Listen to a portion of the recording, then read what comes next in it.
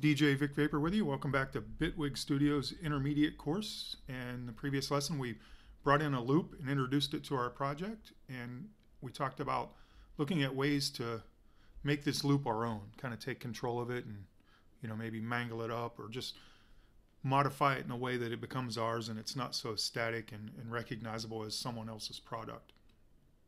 So let's look at a couple ways we can do that. One way is let me minimize this a little bit, to actually take the loop as it is right here, and with our various tools up here, we've got the pen tool, erase, and the knife tool. We can come in here and just chop it up, in each little piece. We could then maybe reverse this piece, edit this piece out, and different ways of looking at editing right here with the knife tool or things of that nature. But I want to take a look at a different way here. So one of my favorite, this particular method here is okay, but it's relatively destructive to the loop itself. One of my favorite ways to work in Bitwig as far as rearranging and taking control of a loop is to, if you double click it, it comes up and becomes available down below here. And then if we give a little height to this, we see we've got different options here. So I'm going to ask it to separate and cut itself up on onsets.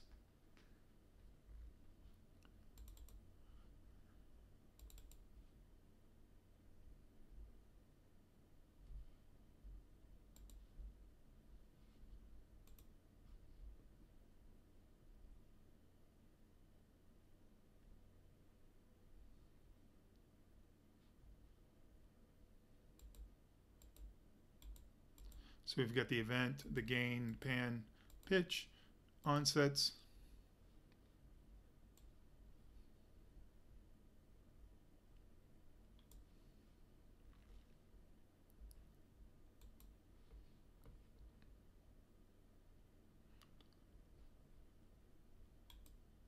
We can reverse, can double click each individual one here.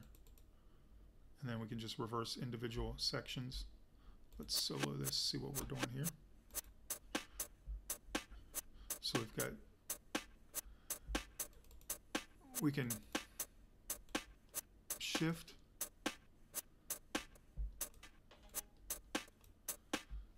and you can see real quickly that it's going to give us a lot of really cool options and ways to mangle it. And let's say we've come up with something we really like, nice little rhythm. What we can do is we can right click and then we can bounce. We can either bounce in place or bounce. I'm gonna bounce and let's go pre-fader. Actually, let's go post-fader. So now, real quick, see how quickly Bitwig was able to process that for us. We've got the same loop here with all our modifications and changes that we've made. So let me mute our original one and take a listen here within the project.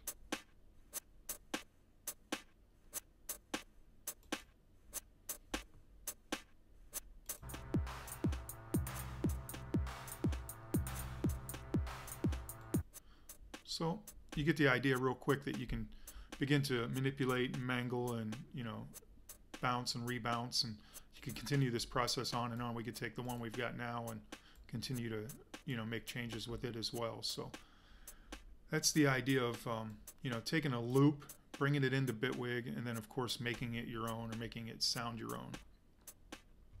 One of the other cool things we can do with loops is if we go back to our drum machine that we were working with earlier. Let me solo this guy. So we've got him there now. We can actually take and add samples. It doesn't have to be one shots.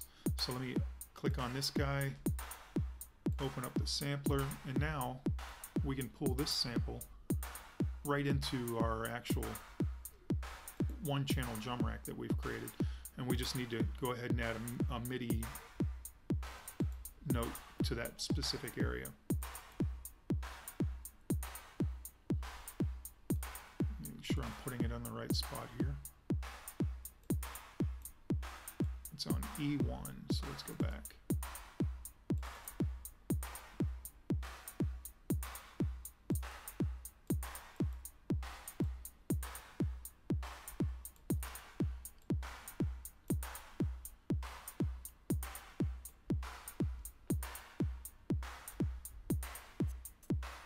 and now you can begin to hear our sample kind of mix in there with the rest of the elements. Can make some adjustments over here if we like. We can even begin to add automation. Move the sample start.